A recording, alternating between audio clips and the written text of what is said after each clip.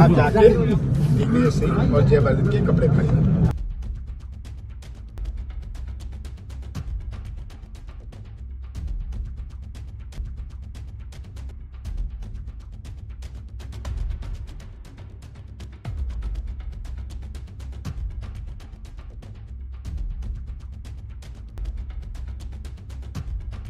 इसलिए मेरे संबंध बड़े मित्रता के सबके साथ रहे हैं और मैं राजनीति को दुश्मनी में ना ले जाता। हाँ, कोई गड़बड़ करता है तो मैं उसको छोड़ता भी नहीं हूँ, राजनीतिक रूप से, निजी तौर पे नहीं। नमस्कार, मैं हूं संजीव श्रीवास्तव। आप देख रहे हैं 4 PM न्यूज नेटवर्क। सुना आपने, मध्य प्रदेश के पूर्व मुख्यमंत्री, राज्यसभा के सदस्य और कांग्रेस के वरिष्ठ नेता दिग्विजय सिंह क्या कुछ कह रहे हैं। वो जो कुछ भी अपने बारे में फरमा रहे हैं वह बात 16 आने सच है।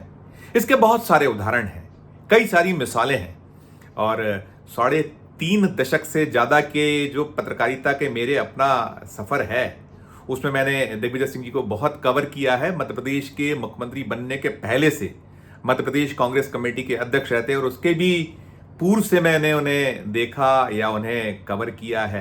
तो जो दिग्विजय सिंह कह रहे हैं कि वो अपनी वाली पे आ जाए तो किसी को छोड़ते नहीं है, यह बात बिल्कुल बिल्कुल सच है।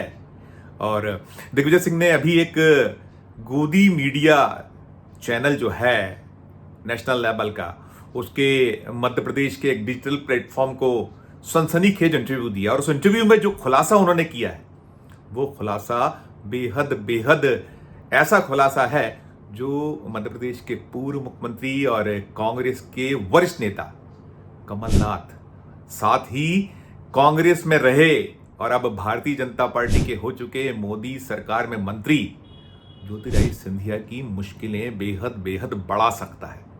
और जो खुलासा है यदि उस पर ठीक से गौर कर लिया जाए तो बेशक और कोई पीछे पड़ जाए तो कानूनी उलझनों में ये ऐसे फंस सकते हैं कि जिसकी कोई सीमा नहीं होगी और ये बात बहुत दूर तक जा सकती है। यानी जो मैं कह रहा हूँ बड़े जिम्मेदारी से कह रहा हूँ। और ये जो दिग्विजय सिंह ने जो इंटरव्यू में एक खुलासा जिसकी बात मैं कर रहा हूँ कह रहा हूँ वो निश्चित तौर पर कमलनाथ जी के लिए भी और ज्योतिरादित्य सिंधिया जी के लिए भी डैमेजिंग है। क्या है वो दिग्विजय सिंह जी का धमाका, उसे सुनाने या बताने के पहले जो हमारे दर्शक हैं 4 PM के दर्शकों को थोड़ा नेपथ्य में ले चलूंगा, फ्लैशबैक में ले चलूंगा और कुछ क्लिप्स दिखाऊंगा। क्लिप्स कईयों को याद होंगी, ये मध्य प्रदेश विधानसभा चुनाव के जो 2023 का चुनाव था उस दौरान सामने आई थी। बात कुछ हंसी मजाक में भी हुई थी और कुछ सीरियस भी थी, लेकिन वो क्लिप्स बहुत सारी कहानियां कह गई थी।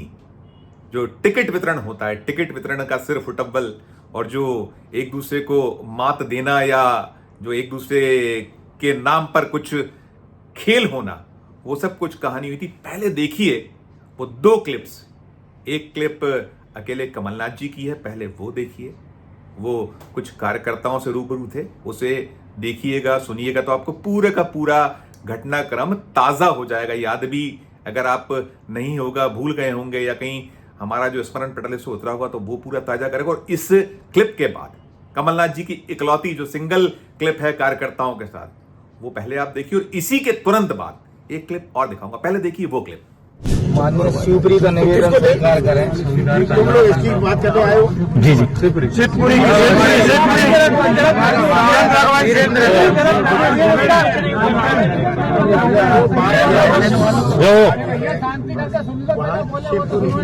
शिवपुरी की बात जी मैंने जयवर्धन और दिग्विजय के कपड़े खरीदे। जैसा वो कहेंगे जी मैं वैसा करूँगा। मुझे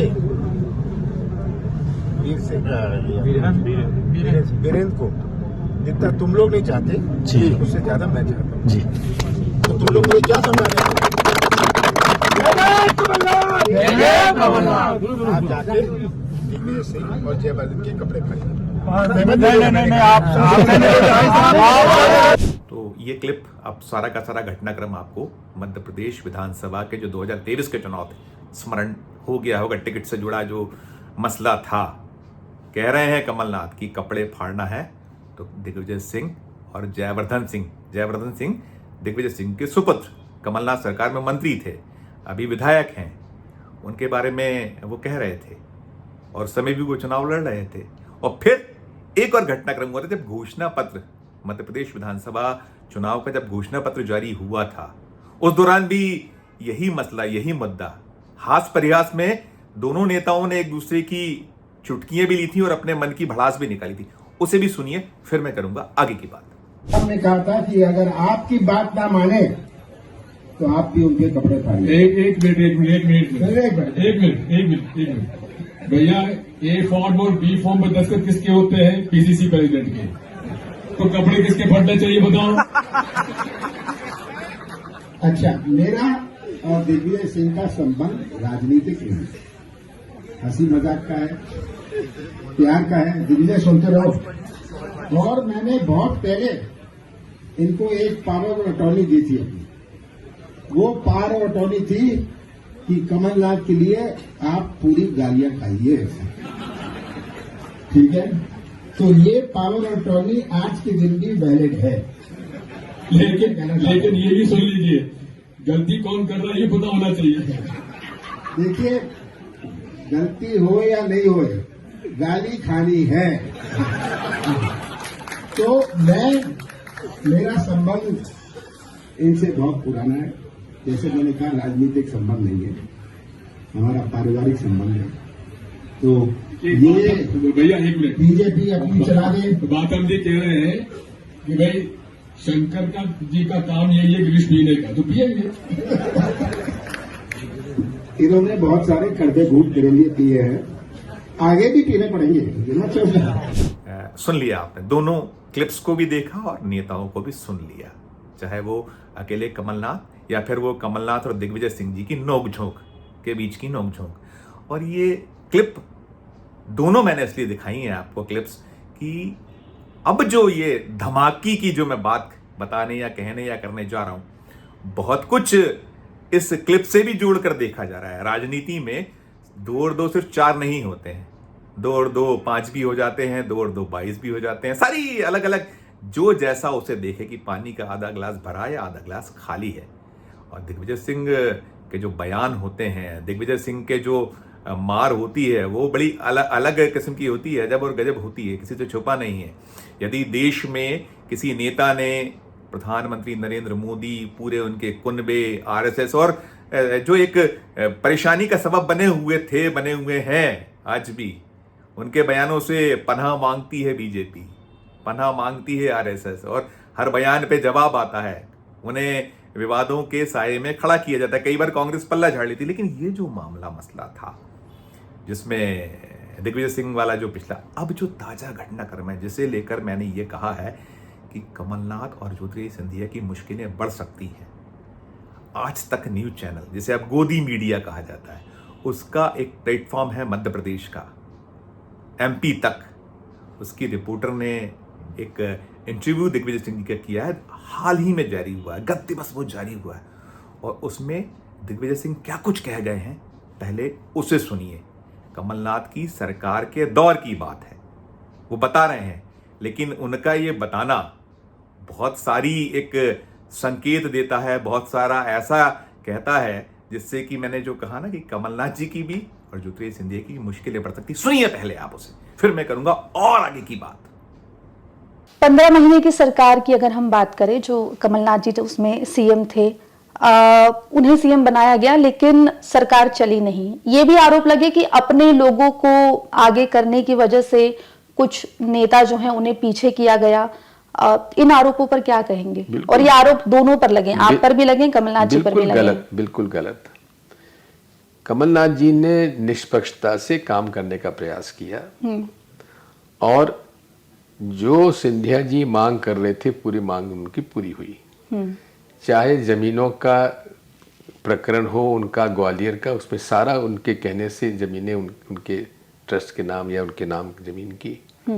सिंधिया स्कूल को 1 रुपए में करोड़ों की जमीन दी।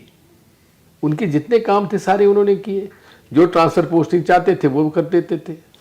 ये बिल्कुल कहना गलत है कि उनके साथ कोई अन्याय हुआ। मंत्रिमंडल का जो गठन हुआ उसमें सिंधिया जी के लोग शामिल थे और साथ में उनको ऑफर खूब हुआ था कि आप प्रदेश कांग्रेस कमेटी के अध्यक्ष बन जाइए या डिप्टी सीएम बन जाइए। उन्होंने मना कर दिया। तो ये तो बात गलत है। असल में क्या था कि वो तो चुनाव जो हार गए थे तो उसको वो बर्दाश्त नहीं कर पाए और इसलिए उन्होंने समझौता कर लिया बीजेपी के साथ।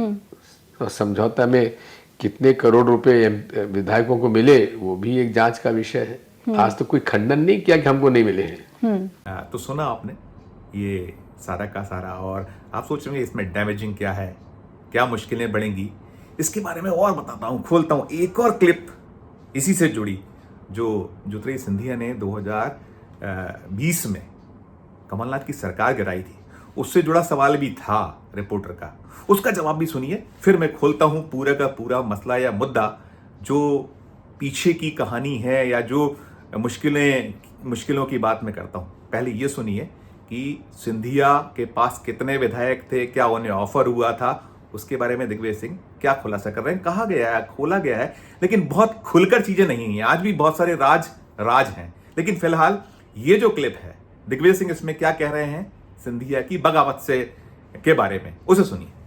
सिंधिया जी का जिक्र हो रहा है। दो कैंडिडेट माने जा रहे थे 2018 के विधानसभा चुनाव में सीएम के लिए, कमलनाथ और सिंधिया। कमलनाथ सीएम बन जाते हैं। क्या सिंधिया से कोई ऐसा वादा किया गया था जो नहीं पूरा हुआ जिसके चलते उन्होंने ये कदम लिया? सिंधिया जी से जहां तक मेरी जानकारी है, किसने वादा किया था मुझे जानकारी नहीं है, लेकिन ढाई साल सीएम जैसा भी कोई फॉर्मूला था मुझे नहीं मालूम। अब उस समय हमारे 114 विधायक कांग्रेस के जीते थे और बीएसपी और इंडिपेंडेंट मिलके हमारे कभी 121 हो गए थे। सिंधिया जी के पास 114 में से उनके पास 22 विधायकों से ज्यादा लोग उनके समर्थक नहीं थे। बाकी सारे के सारे कमलनाथ जी को सपोर्ट कर रहे थे। तो कमलनाथ जी मुख्यमंत्री बन गए और इनको ऑफर हुआ कि आप डिप्टी सीएम बन जाइए, उन्होंने मना कर दिया। पीसीसी प्रेसिडेंट बन जाइए, उन्होंने मना कर दिया। फिर नाराजगी किस बात की? नाराजगी नहीं थी, यानी कि कोई वादा नहीं था जो वादा तो देखिए मेरे सामने कोई वादा नहीं हुआ। ठीक है, तो ये भी आपने सुन लिया। अब बात करते हैं कमलनाथ और ज्योतिरादित्य सिंधिया की मुश्किलें कैसे बढ़ सकती हैं। सुप्रीम कोर्ट के जो बहुत सारे फैसले, बहुत सारे डायरेक्शंस जमीन अलॉटमेंट को लेकर हैं और एक मध्य प्रदेश का एक ऐसा उदाहरण रहा है जिसने देश भर में एक सुर्खियां बटोरी थी उस मामले ने, और वो बहुत खबर बनी थी। सुप्रीम कोर्ट का एक वर्डिक्ट था। उमा भारती जब मध्य प्रदेश की मुख्यमंत्री थी तो उन्होंने भोपाल में बेहद बेशकीमती 20 एकड़ जमीन कुशाभाऊ ठाकरे जी के नाम से बने एक ट्रस्ट को अलॉट की थी। 20 एकड़ जमीन थी, पॉश इलाका था, अलॉट कर दी गई थी। अलॉटमेंट के बाद मामला कोर्ट पहुंच गया था। उमा भारती की बड़ी मंशा इच्छा थी कि पितृपुरुष जो भारतीय जनता पार्टी के हैं उनके नाम से भोपाल में एक संस्थान खड़ा किया जाए, एक ऐसा इंस्टीट्यूशन बने जो एक अलग संदेश दे पाए, जो भारतीय जनता पार्टी से जुड़े लोग हैं, अनुषांगिक संगठन है, तमाम सबकी मंशा और अच्छा थी। और वो जो ट्रस्ट उस दौर में बना था उसके ट्रस्टी लालकृष्ण आडवाणी जी थे, वेंकैया नायडू जी थे, संजय जोशी जी थे, कैलाश जोशी जी थे, सब सदस्य थे उस ट्रस्ट के।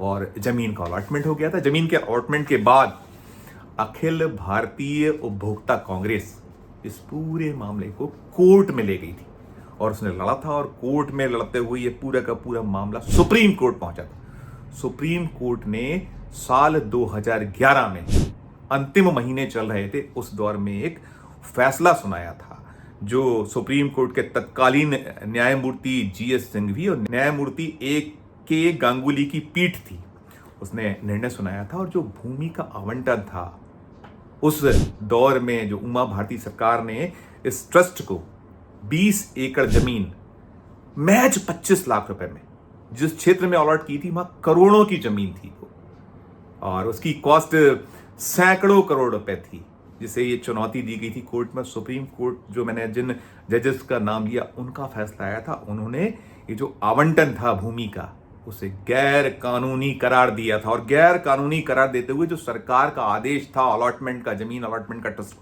उसे रद्द कर दिया था। सनसनी फैल गई थी, हंगामा खड़ा हो गया था।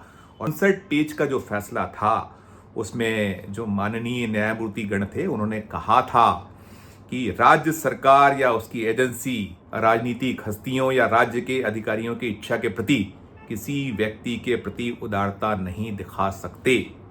कोर्ट ने यह भी कहा था सरकार या सरकारी एजेंसी का हर काम या निर्णय तर्कसंगत, पारदर्शी और भेदभाव रहित नीति पर आधारित होना चाहिए।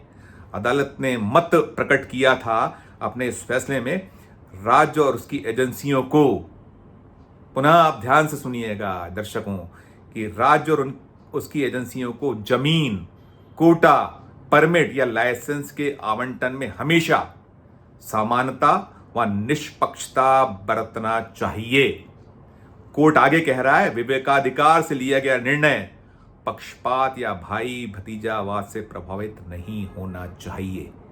अब ये जो फैसला है 2011 का सुप्रीम कोर्ट का, कुशाभाऊ ठाकरे जी के नाम से जो ट्रस्ट आज भी है, वो ट्रस्ट, वो उससे जुड़ा जो जमीन अलॉटमेंट का फैसला, इस आलोक में दिग्विजय सिंह जी का जो बयान है, वो जो बताया है उन्होंने कि कमलनाथ की सरकार में जो सिंधिया का जो शैक्षणिक संस्थान, सिंधिया जो संस्थान है ग्वालियर में, कोड़ियों को मिल में 1 रुपए में जमीन का अलॉटमेंट, ये बता रहे हैं दिग्विजय सिंह, मैं नहीं कह रहा हूं।